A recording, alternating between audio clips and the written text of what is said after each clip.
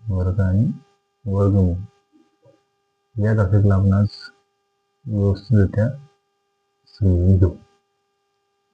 ठीक आहे. त्याला आपण इंग्रजीमध्ये स्क्वेअर अँड स्क्वेअर रूट म्हणतो. वर्ग कशाला म्हणतात ते प्रश्न. वर्ग म्हणजे काय, काय असते वर्ग? तर तुम्हाला सर्वांना माहित आहे की आपण एखादी संख्या आहे, एखाद्या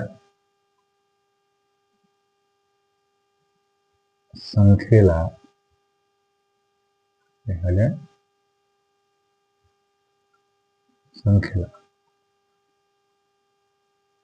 त्याच संख्येने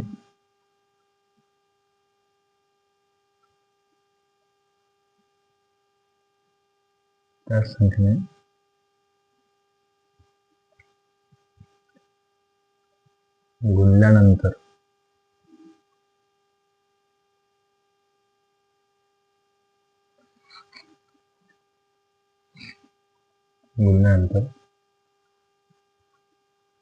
येणारा गुणाकार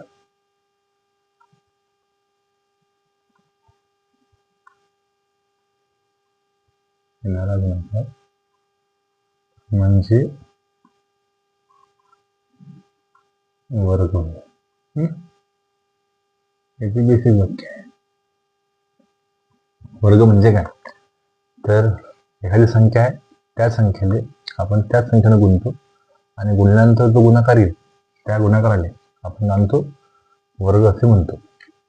जसं की उदाहरणार्थ समजा आपण 4चा वर्ग करायचा आपल्याला, तर आपण काय करणार, 4चा वर्ग 4चा वर्ग जर करायचा असेल तर तो कसा येणार आहे, 4 या संख्येला 4 या संख्येने गुणू, त्या संख्येला त्याच संख्येने गुणून जो गुणाकार भेटला होता 4 चौक 16, हा झाला 4चा वर्ग. ठीक आहे. 5चा वर्ग येईल एखाद्या संख्येला त्याच संख्येने गुणल्यानंतर, एखादी संख्या कोणती घेतली, आता 5 घेतली आणि या 5ला आपण 5 ने गुणलं, गुणल्यानंतर येणारा जो गुणाकार आहे त्याचा जो गुणाकार येईल 5 गुणिले 5, 5 5 25, हा काय आला 5चा वर्ग झाला. मग त्या लिहायचं कसं, लिहित असताना 4चा वर्ग म्हटला आपण, तो वर्ग म्हणजे त्याची जी पॉवर आहे म्हणजे घात आहे. ठीक आहे. तर तो 2 लिहायचा, त्याला आपण वर्ग म्हणतो. ठीक आहे. 4ची पॉवर किती आहे, 2. मग 4चा वर्ग किती झाला, 16 झाला. आणि 5चा वर्ग म्हणजे 5ची जी पॉवर आहे 2 लिहिली म्हणजे काय, 25. सो 4चा वर्ग 16 आणि 5चा वर्ग 25 असं आपण म्हणतो. तर ही झाली वर्गाची व्याख्या. वर्ग म्हणजे काय, तर एखाद्या संख्येला त्याच संख्येने गुणल्यानंतर येणारा जो गुणाकार असतो त्या गुणाकाराला आपण वर्ग असे म्हणतो. ठीक आहे. असंच तुम्ही एखाद्या वेळेस 8चा वर्ग काढून दाखवा म्हटलं तर तुम्हाला लक्षात आलं पाहिजे की 8चा वर्ग म्हणजे काय, तर 8 ही संख्या आहे, त्या संख्येला 8नंच गुणल्यानंतर जो गुणाकार आला 8 64, हा काय झाला 8चा वर्ग झाला. म्हणून 8चा वर्ग किती आहे, तर तो आहे 64. ठीक आहे. दुसरी कन्सेप्ट येते आणखी याच्यामध्ये, ते म्हणजे पूर्ण वर्ग संख्या. ते कोणती तर ते आहे पूर्ण वर्ग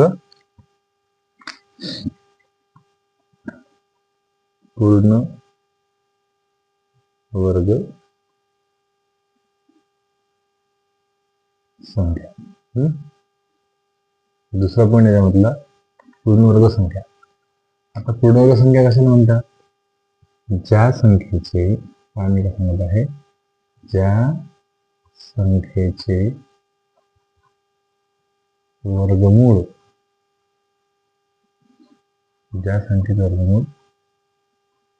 निश्चित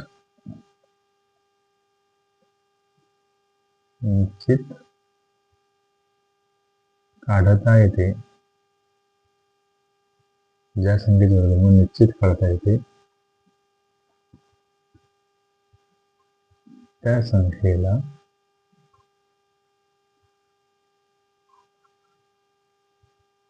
पूर्ण वर्ग संख्या असे म्हणतात.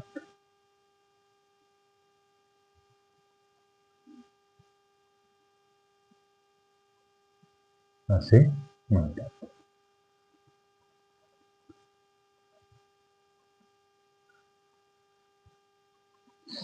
काय म्हटलं बा, एखादी संख्या आहे आणि त्या संख्येचं जर आपल्याला वर्गमूळ परफेक्ट सांगता येत असेल तर त्या संख्येला आपण काय म्हणणार आहोत, पूर्ण वर्ग संख्या असे म्हणणार आहोत.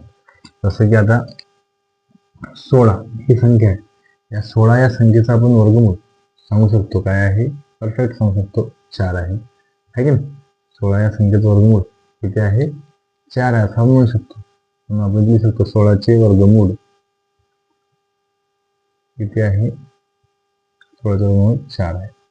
म्हणजे आपल्याला एवढं कन्फर्म समजलं की 16 ही जी संख्या आहे या संख्येचं वर्गमूळ किती आहे, 4 आहे.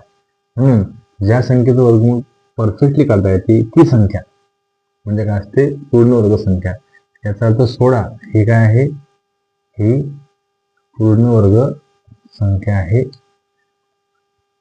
काय आहे, पूर्ण वर्ग संख्या आहे. ती पूर्ण वर्ग संख्या का झाली, कारण या संख्येचं वर्गमूळ आपण सांगू शकतो, या 16चं वर्गमूळ आपण सांगू शकतो ती 4 आहे. मग अशा ज्या संख्या आहेत की ज्या संख्येचा आपण वर्गमूळ निश्चित सांगू शकतो त्या संख्याला काय म्हणायचं, पूर्ण वर्ग संख्या असं म्हणायचं. आता तुम्हाला समजा 25 म्हटलं तर आपण 25चं वर्गमूळ सांगू शकतो. 25चं वर्गमूळ काय आहे, 25चं वर्गमूळ 5 आहे. म्हणजे याचा अर्थ या संख्येचं वर्गमूळ आपण निश्चित सांगितलं, म्हणून 25 ही काय झाली, 25 ही पूर्ण वर्ग संख्या झाली आहे की नाही. 25 ही काय झाली, पूर्ण वर्ग संख्या झाली. आणि ते पूर्ण वर्ग संख्या का झाली, कारण की 25चं वर्गमूळ आपण सहज सांगू शकतो. आणि मी तुम्हाला तेच सांगत आहे की ज्या संख्येचं वर्गमूळ निश्चितपणे आपल्याला काढता येते त्या संख्येला पूर्ण वर्ग संख्या असे म्हणतात. ठीक आहे. आता या पूर्ण वर्ग संख्येमध्ये एक गोष्ट आणखी लक्षात ठेवायची की पूर्ण वर्ग संख्या कशी ओळखायची. तर पहा, पूर्ण वर्ग संख्येच्या शेवटी म्हणजे एकक स्थानी, पूर्ण वर्ग संख्येच्या एकक स्थानी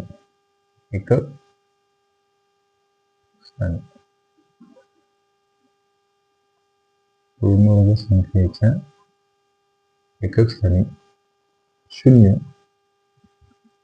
1, 4,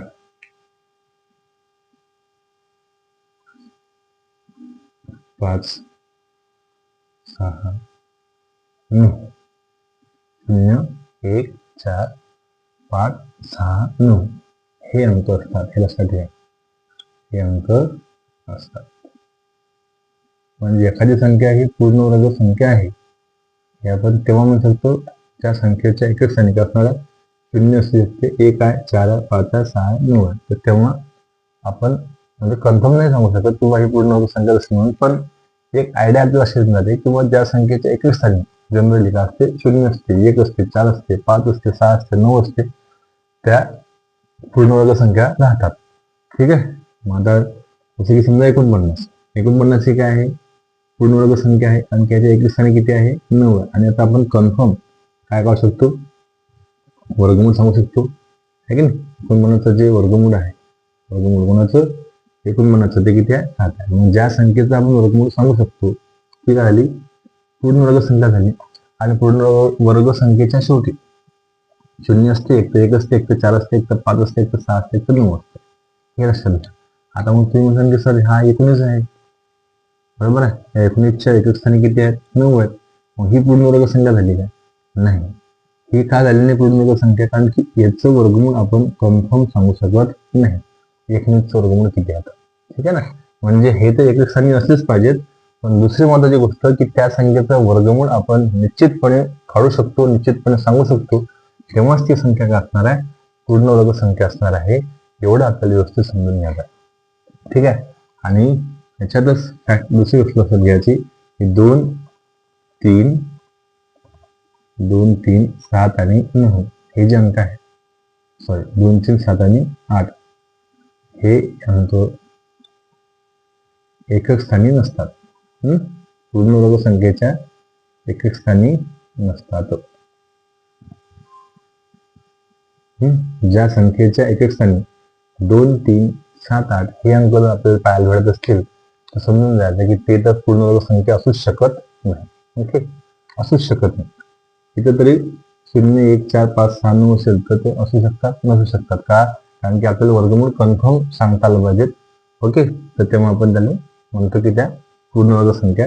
आणि पुढची महत्वाची गोष्ट, जर पूर्णवर्ग संख्येच्या शेवटी 0 आला तर 0 हा अंक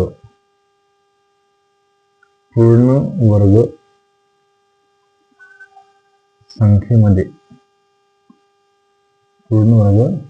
संख्येमध्ये सम स्वरूपात असतो.